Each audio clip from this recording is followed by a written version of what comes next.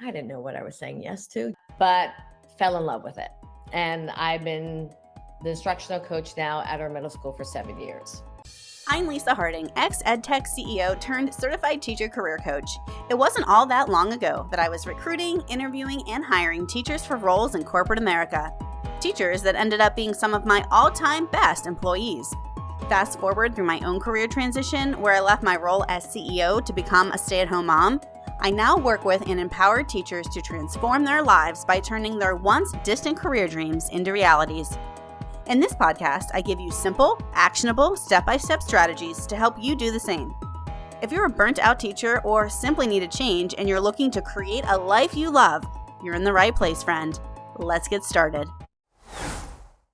All right, so this is why you all are here today. So I know that you are here for our webinar From Teacher to Instructional Coach with Terri, who you just saw popped on. And I promise I will stop talking very soon so we can pass the mic over to Terri. But I am super excited about this webinar because I know as a former educator that being an instructional coach was definitely where I wanted to go if I stayed in the classroom. And it's often a job that people can see themselves in because it's really adjacent to what you're doing as a teacher. But I know it takes away a lot of those like roles and responsibilities that are really burning teachers out right now. So I'm so excited to hear from Terri in just a moment on what she does now, how she got there, and any tips she has for you. But let me quickly just introduce myself for those of you who are like, okay, who is this strange lady talking to me? Hello, everyone. My name is Megan, and I'm a former third grade teacher.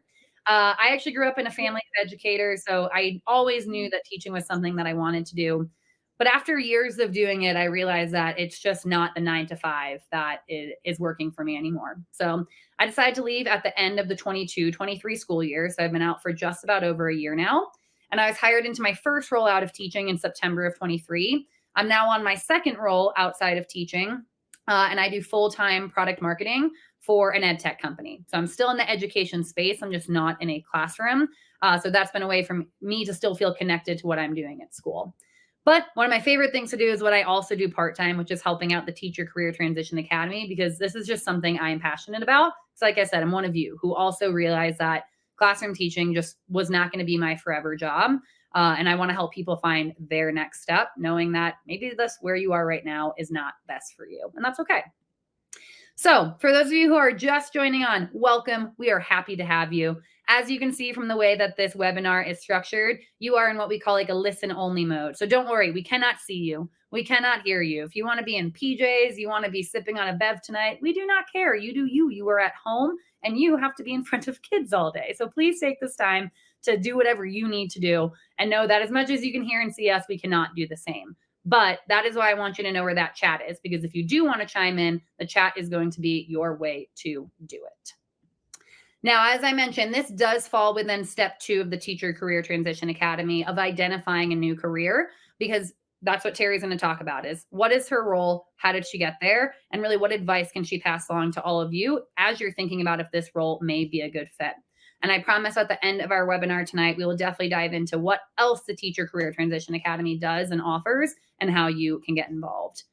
Speaking of which, if you are a member, we do have some member-only calls coming up. So tomorrow we have our Career Transition PLC.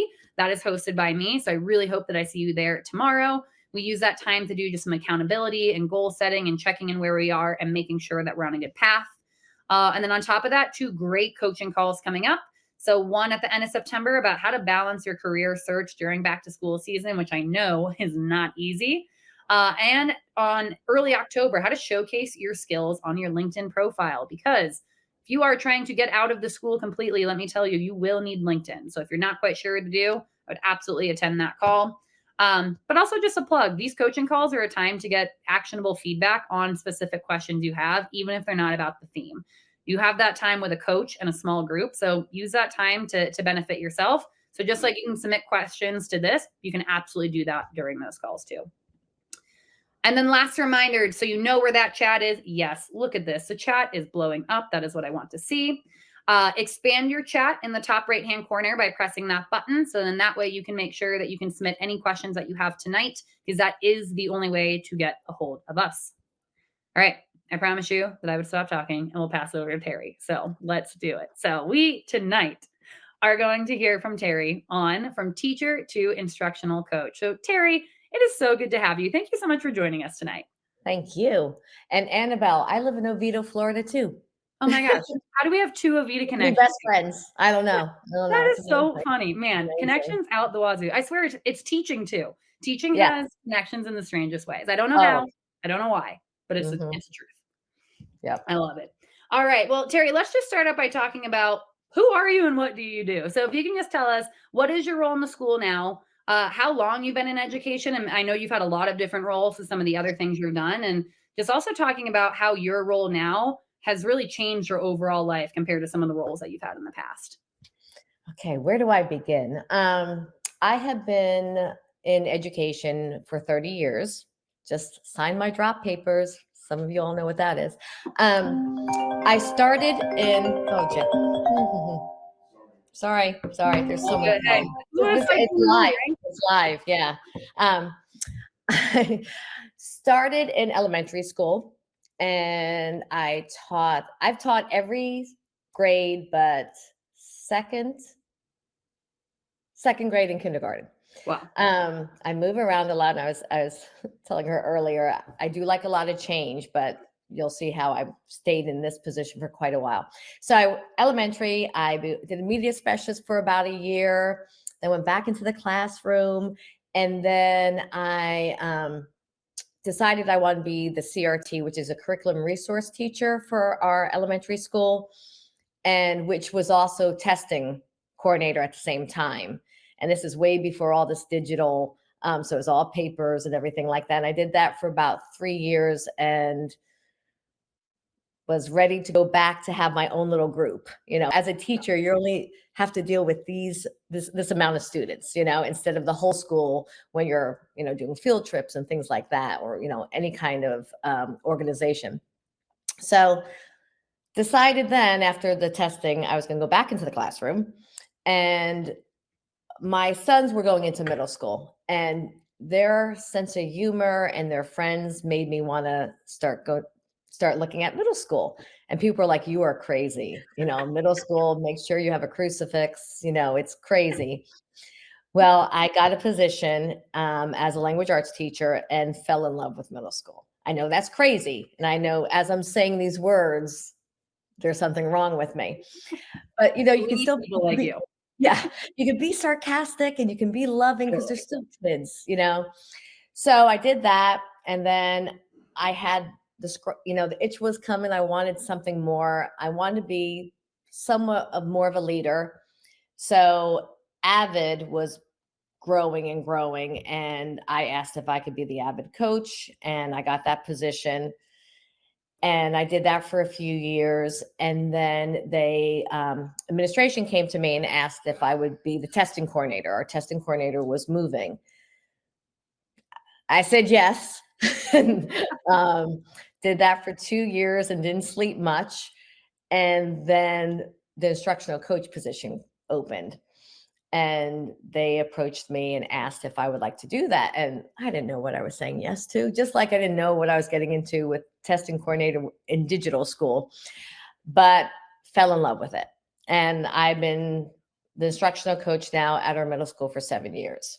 Wow. So you've really found like your spot here. Yes. Yeah. And people have come to me and said, don't you want to be like an assistant principal? And no, I don't want all that responsibility. I want some responsibility, and the pay is, we know how teachers get paid, and you sure do. Principals, and so that's preaching to the choir.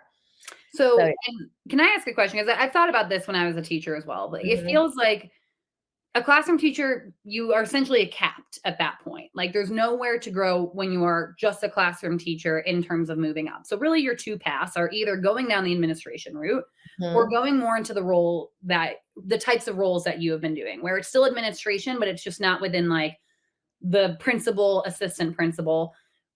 Do you find that you appreciate being on one side of that versus the other, and that's why you chose to go that way? Yes. Yeah. Yes. A lot of it is basically lifestyle, and my children were younger, and I didn't want all that responsibility, but yet I wanted that leadership role. Yeah. So I didn't want to pursue it, and I'm tired. I don't want to go back to Yeah. school. I mean, so, like I had to really think about it. And for what I do, even if I was assistant principal and principal, I wouldn't have the rapport I have with the teachers. Not Totally. saying, hey, my admin, I thank goodness, knock on wood, they're amazing.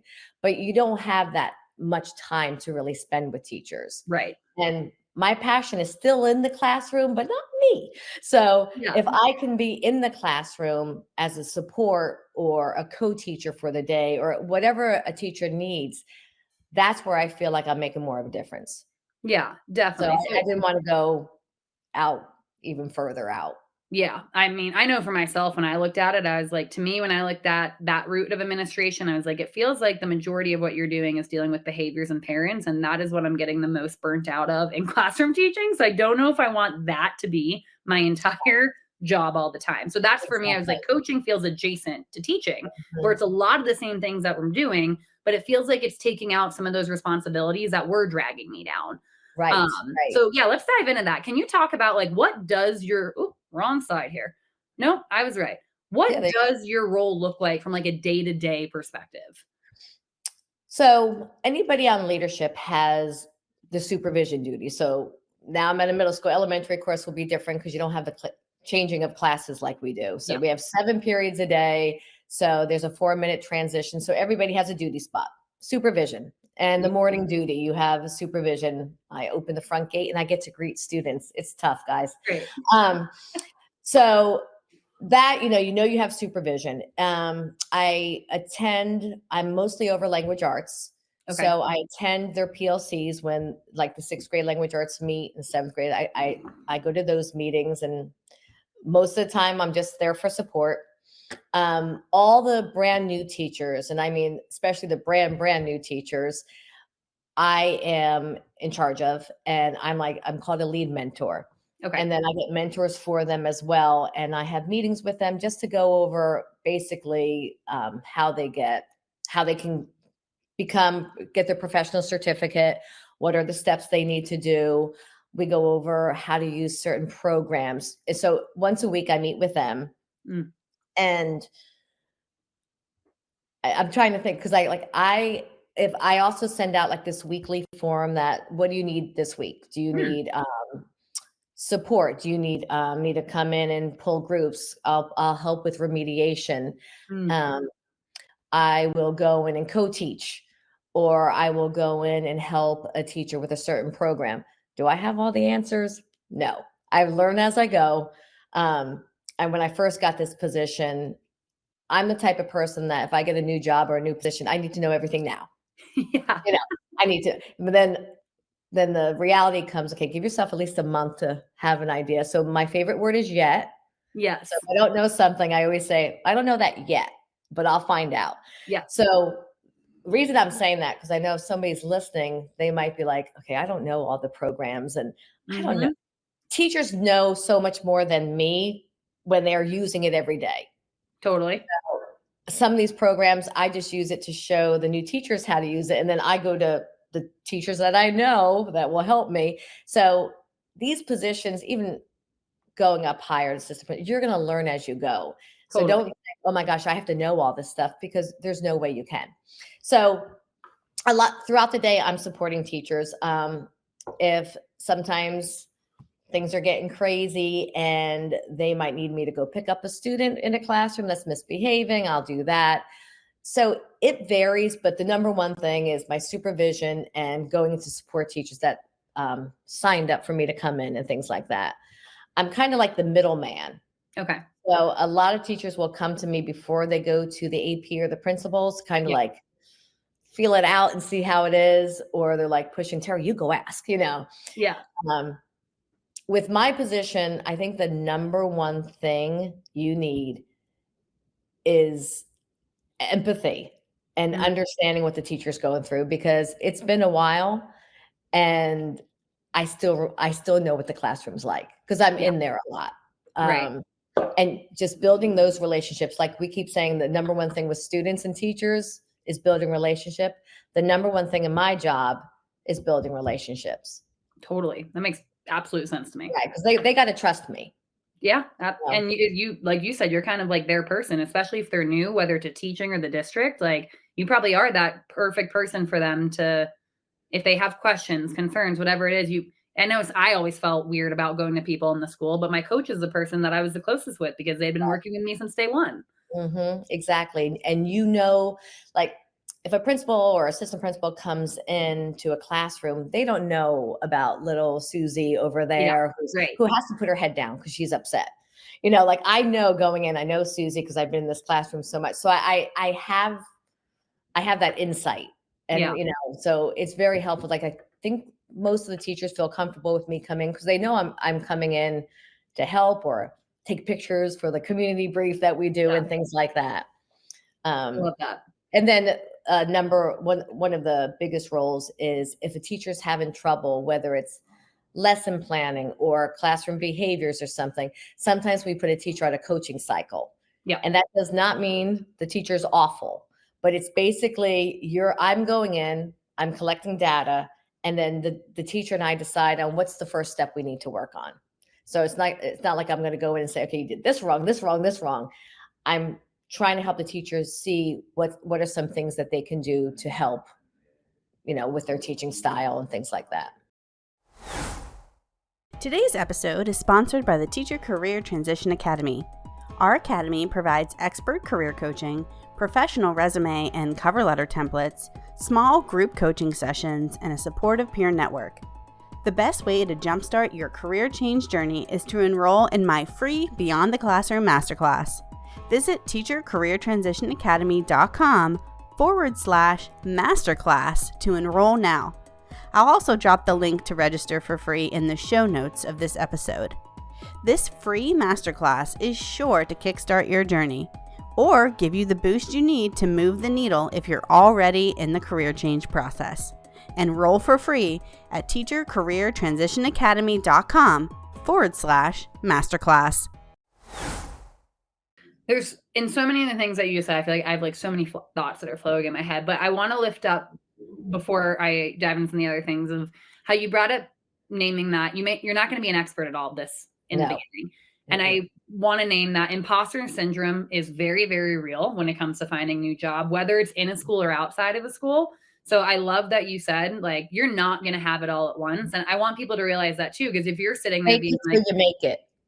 Exactly. Like you'll figure it out and that's okay. I also think schools know if you've been a classroom teacher, they know that you haven't been doing any of the coaching things. So that's okay. You're not going to have it all down and that is okay. So I don't want that to prohibit people of thinking like, I can't do this. Like, as you said, you were a classroom teacher before you did this too. Like, it's not like we're always just going from, you're only a coach in this world. Like you have to make that leap. So I love that you said that of like, it's okay if you don't have it all and you're going to figure it out. That word yet I love that word yet. That's the best word. So true. I would love to know. So in the role that you were just describing, like that's what I had in my head when it comes to a coach, but I would love to know what are some of the things that you don't have to do that you had to do as a teacher that you're really glad you don't need to do anymore? Number one, grading. Preach. So glad. So glad. Because that would there's not enough time in the day. And if you're a teacher, you're always behind. So grading, behavior of students. And we all know times have changed a lot and it's really hard to reach every kid. Yeah. So when I'm in a classroom and supporting, I'm not the one grading. I'm not the one, doing all the teaching. So I can help some of the students that are a little bit more like, maybe they're quiet or they're introverted or they're extroverted. And I can work with those students so that the teacher can teach. Yeah. So I'm not worried about like, do I have to deal with misbehaviors? Of course. There are times as in the leadership role, a dean can't go because the dean's doing something else. And we have two deans. A lot of us will step it up and I'll put on my mad face and go get the student. But that's all I have to do. I don't have to call the parent. Don't have to have parent-teacher conferences. Tomorrow's open house. All I got to do is, I'm making it sound really easy, but these kind of things, these are like the pluses, all I got to do is tell the parents, okay, upstairs 200, 214, stuff like that. So that's been such a huge weight off of me from being in the classroom. So it kind of, because like you said, what you're doing is quite similar, honestly, to what you were doing in the classroom. You're building relationships with people and you're helping them grow, if you really boil it down. But it feels like a lot of the things that typically bog teachers down, you don't have to do in this role. So you just get to really live in like what your passion is, which is at the end of the day, just supporting people. And Oh, you're dream. constantly mentoring, whether it's a teacher or it's students. And like even just during transitions, I get to see all different students, not just my classes, you know what I mean? Yeah. So it's nice. You know so many more students than just who you have on your rosters. Yeah. And you still it's get that so interaction too. Because there's times I'm like I'll go into a classroom and the teacher's doing her thing and the kids are all engaged. Well, maybe not everyone, but most of them are engaged. And you're just like, but then it's also nice to be like, okay, now I can go to the restroom whenever I want to. Yeah. What? What do you But mean? I have to say little things. I don't have a planning. I don't have a lunch because there's just I eat lunch. But it's, you don't have those coveted periods It's not of as time. rigorously structured, it seems. Right. Yeah. But again, and I'll be totally honest, I am so much less stressed out of the classroom. Now, are there things that do I have to do professional development in front of teachers? Yeah. Yes, but after more experience, I'm pretty, I'm much more comfortable doing that now. So Yeah, totally. it's a learning process. It totally is. And I can say, as someone who I do marketing, but I will sometimes support with trainings, just because, as you can imagine, every school needs to be trained at the exact same time when you Right. work in ed tech. And since I'm a former teacher, they have me support and training sometimes. And what a different ballgame it is when you have to present in front of adults and not kids. Like I'm up there taking a fool out of myself in front of like fully established people, not just like 8-year-olds. Like that's Exactly. for me too.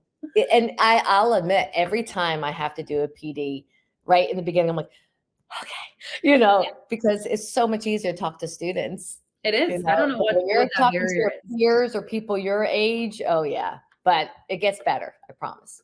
And I will say, at least at my company, we often say that teachers are the worst like people to present to. Yes, like, they are. they're the worst. Like even though that's what we get so upset when people are doing things in our presentations, but boy, you put us down, sit us down for presentation, and we just like can't keep it together. We are students. We are.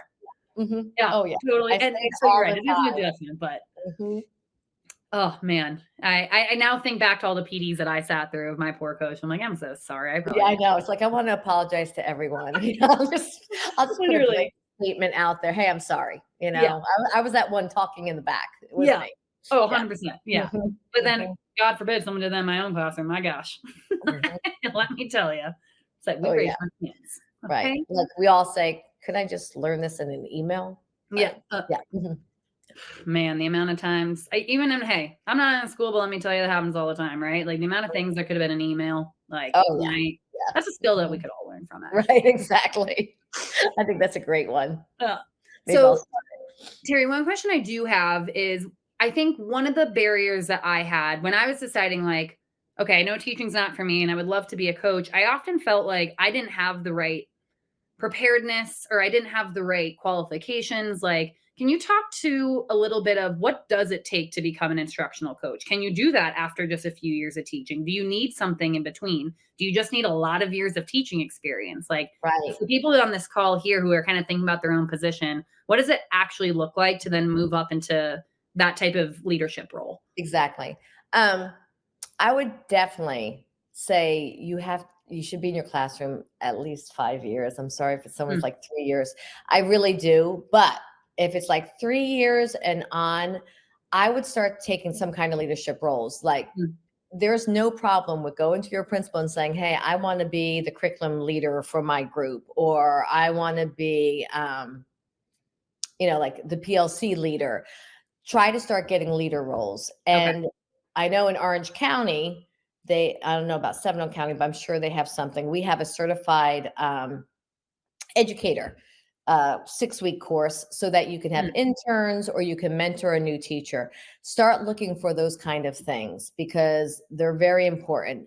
You got to show some kind of leadership. And then you can look into, in Orange County, we have the facilitated coaching series, which is like a 6-week program.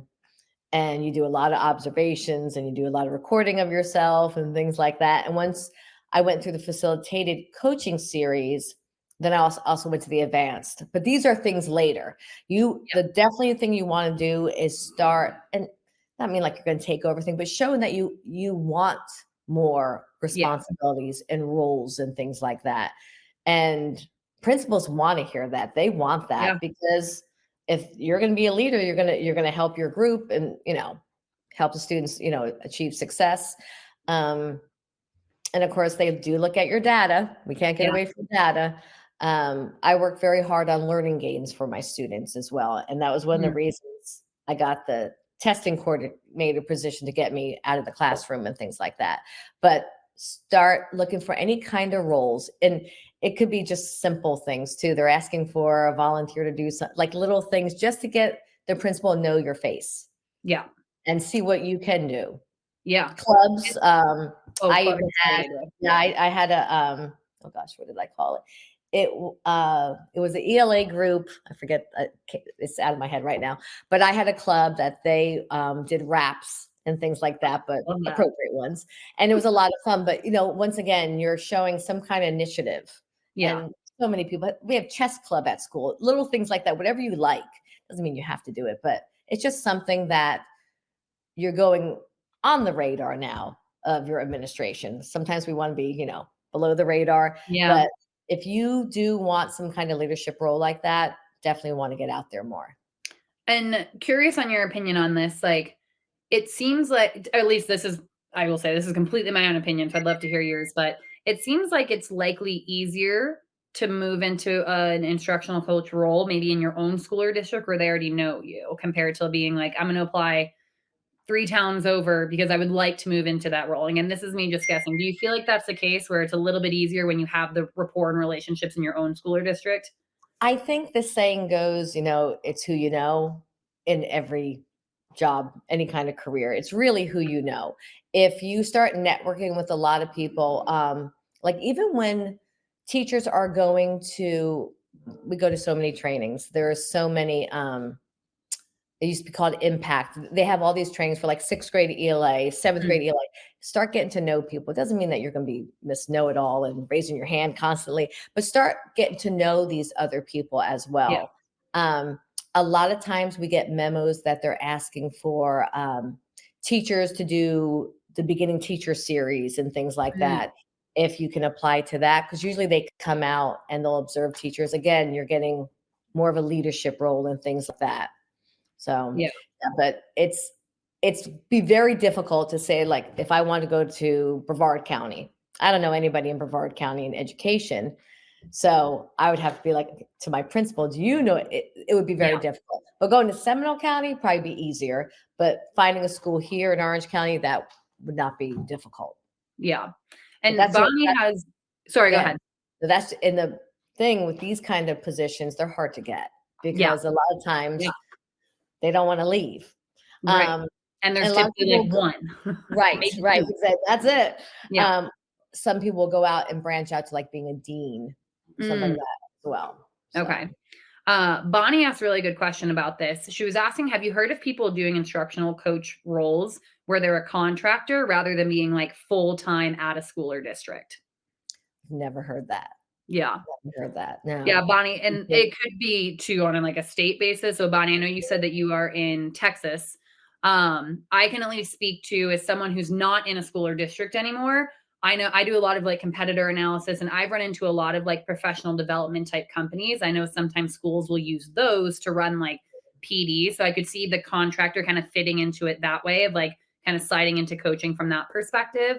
I have also never heard of a coach being a contractor where they're like just like not working full time at that school. That's an avenue, Bonnie, that you could consider of like just looking for some of those actual like companies who are doing that type of work where they're sending people into schools. Exactly. I know even in my company, we have people who are coaches, like they're coaching people, on how to use our platform better, but they're working with the admin of like, based on this data, what can we do? So I think there's probably some roles that if you branch out a little bit, you could probably find those contracting roles, but it sounds like it might be tough to do that for at least an instructional coach. Right. Yeah. Yeah. Sorry.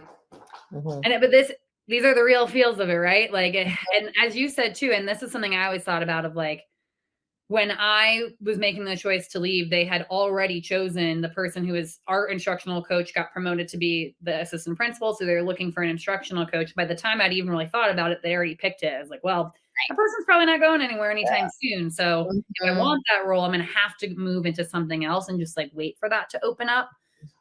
So it sounds like if this is a role that people are doing, it's kind of a long-term play where you're starting to build up your credentials and things now. So when that opportunity is there, like you seem to be a really good fit for it.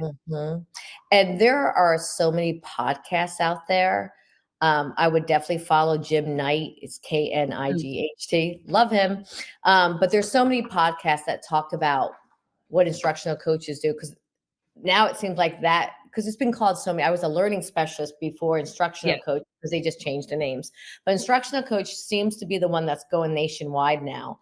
And if you are interested, I would look at some podcasts and look up instructional coach. You'll see there's so many, and they'll give you a lot of more ideas too, and maybe some more ideas of like what you do in that position. Because some instructional coaches do MTSS, and they're in charge of like the tier 3 students, the students that really need a lot more help. And it depends on your principal too about what duties you're going to have. But that's the a really good point. Really helpful. Yeah. And even thinking about like some of the roles and responsibilities you have may not be necessarily what the coach a few districts over is doing. So as much as we know what the actual coach role looks like, it sounds like a lot of the smaller duties. Like I think I even heard you say you might have to cover classes sometimes, you pull groups where, you know, my instructional coach definitely did none of those things. The instructional coach is literally my favorite person at our school.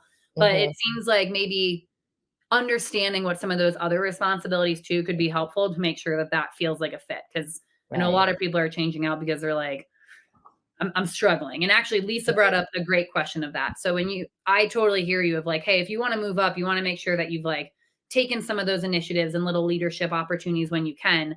Do you have any tips though on how to balance that with classroom teaching? Because I know that a lot of people are feeling like they don't have the time and they're burnt out. So it can be tough for them to want to take on something extra when they're feeling that way. So any tips on how you can really balance that with that like long-term play in mind? That's a tough question. I guess it really depends on how much you want it. Yeah. Like the clinical ed, it's a 6-week training online, you know, and if you can, you know, it depends on your work ethic at home too. Are you bringing home a lot of work? Stop doing it. It's easier said than done, believe me. But I think if you take the baby steps, and even like I said, just being a curriculum leader. So I'm 7th grade language arts. I would like to be the curriculum leader. Things like that. That's not going to take much time because schools vary. You know, they might have curriculum leaders doing a lot more, but the majority of schools don't because they already know how much is put on a teacher. So little things like that. And definitely don't say, okay, you know what? I'm going to go in tomorrow. I'm going to talk about curriculum leaders. Then I got to get clinical ed. And then I got to do that facilitated coaching. No way. No way. You just cannot. But if you can map out and, you know, if you have an administration that is very open, I would definitely talk to your assistant principal of instruction, the API. Yeah. Because that person can really lead you to what are some leadership roles here that you can do as a teacher. Little things like that. Some schools have like a hall, like a hall person, like one of the teachers in charge, like the hall, and you know, having meetings and something like that. Or if you're going to go onto any, they have committees at school. Go to SAC. SAC is in the you know, the advisory committee. That's another good thing, just to show that you have a lot of interest in the school. You want to help with the school, things like that. But definitely don't take anything that's going to take away from your regular classroom job, because that's the most important thing. Well, friends, that concludes part 1 of this teacher career transition story. But there's a lot more valuable information coming your way in part 2 that you don't want to miss. So check out our channel for part 2. And remember, friends, the journey is just the beginning. Embrace the adventure.